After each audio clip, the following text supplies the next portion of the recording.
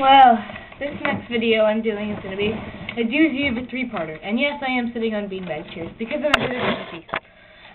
Okay, I'm going to be talking about my concern in our world, and it isn't, like, it is my first priority of things to do for the environment because it's so close to home and it could save so many lives.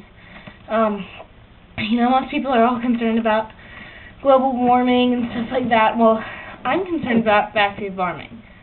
This is an industrialization of, well, I'm going to read you an essay, an essay that I wrote, and it's going to be quite the doozy of three-parter, probably 3 parts, maybe 4, because I'm doing, I have to read this first of all, it's about 4 pages,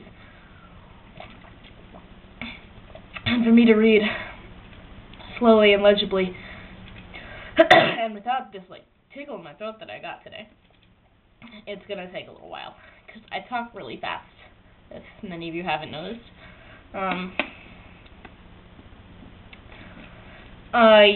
To watch these videos, I really hope that you are not a queasy person, because it's kind of, I'm going to be talking about some tough stuff, like animal abuse, and, like, human abuse, too. And it's hard for some people to talk about, like, for my project where I did this, like, all the research, I had to teach some of my teachers at school about it, and they were so scared, like, they honestly were just like, stop talking, I don't want to hear this. So, I really hope you're prepared for what I'm going to tell you, because it's crazy, okay? Like, you're not going to see it coming.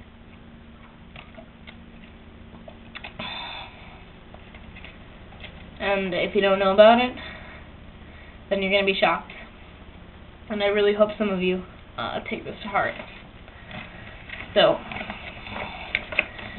this is my little endeavor, doing what I can to stop factory farming in my community, as I'm only 14 years old and I really can't do a lot. I'm not a registered voter or anything. So here we go. My environmental issue project is on factory farming. Factory farming is the terrible industrialization of raising animals to meet our needs in unhealthy and often unnatural ways. In this research project, I will be writing about the cause and effects of factory farming.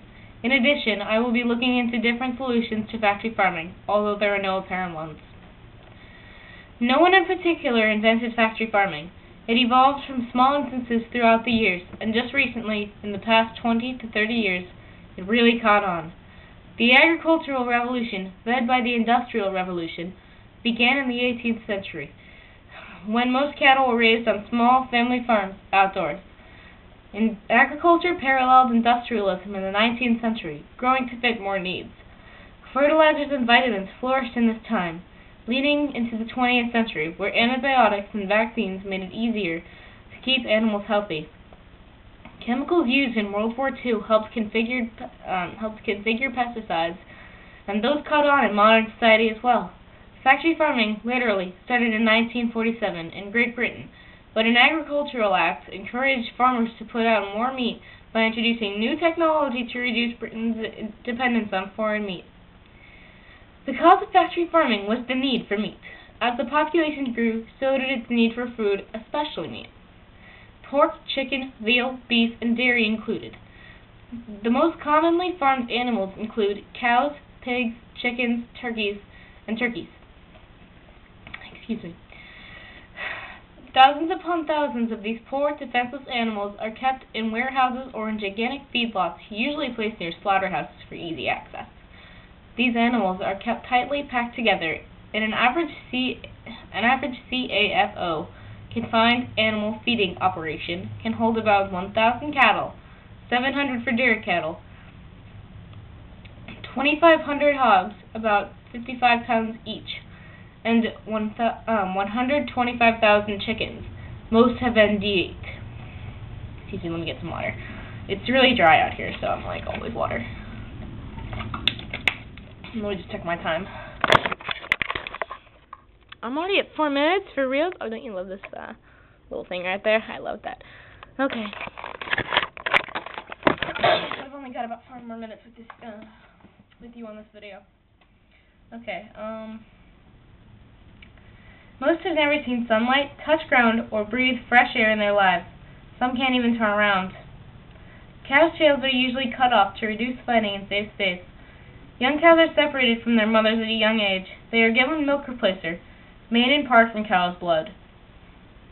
The dead are being fed back to the living, and this can lead to the spread of mad cow disease, but that's a whole different subject. About 11 million calves are kept in 2-foot-wide crates. These tight conditions are not just unsanitary, but animal abuse. Close confinement can spread diseases, which leads into my next subject. Sorry, there's stuff. Yeah. In these crowded warehouses and feedlots, disease can be spread very easily, so owners and operators are giving copious amounts of antibiotics to these animals. Since the constant flow of antibiotics is warding off disease all the time, bacteria are morphing and becoming what we all fear, antibiotic-resistant bacteria. Diseases are soon going to be unstoppable with all this misusage.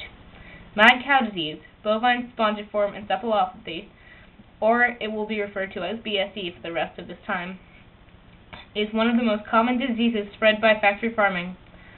Reason being has already been stated. When calves are removed from their mothers at a very early age, they are fed milk replacer, made in part from cow's blood. 20,000 cows have already been infected by mad cow. Creutzfeldt-Jakob disease is the human form of BSE. It was discovered in 1995 and has killed about 150 people. I'm so sorry. People don't seem to understand that cooking does not kill mad cow disease. About 79 million people get foodborne illnesses every year, and about 5,000 get killed. But it's not about us all the time. I will continue this in my next video. Keep an eye out.